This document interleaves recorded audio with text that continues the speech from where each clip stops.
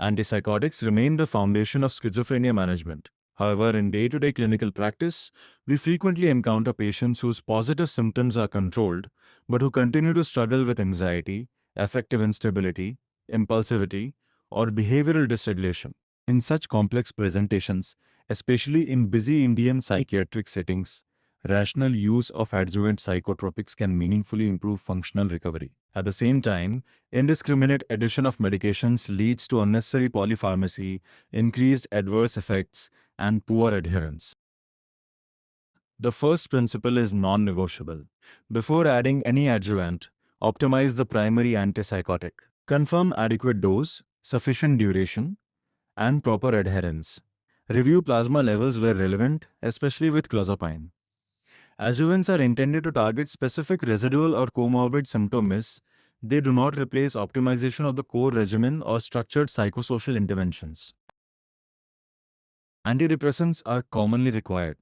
SSRIs and SNRIs are appropriate for comorbid major depression, significant anxiety symptoms, or secondary obsessive-compulsive phenomena.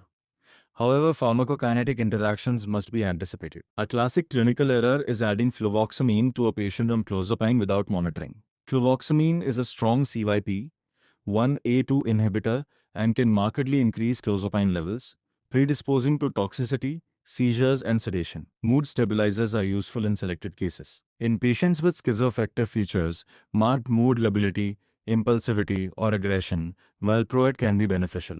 Lithium is effective, particularly when effective components are prominent, but requires consistent renal and thyroid monitoring. In many resource-constrained settings, ensuring long-term laboratory follow-up can be challenging, and this must be factored into the decision. For acute agitation, severe insomnia, or catatonia, short-term benzodiazepines such as lorazepam are appropriate. The lorazepam challenge test remains both a diagnostic and therapeutic tool in suspected catatonia. Long-term benzodiazepine use should be avoided due to risks of tolerance, dependence, and cognitive impairment. For antipsychotic-induced akathisia, beta blockers such as propranolol are often effective. If anticholinergics like trihexyphenidyl are required for extrapyramidal symptoms, prescribe the lowest effective dose for the shortest possible duration and review regularly. Cognitive enhancers and nutraceuticals are frequently discussed. Agents such as memantine, donepezil, omega-3 fatty acids, N-acetylcysteine, and sarcosine have been studied for negative and cognitive symptoms, however.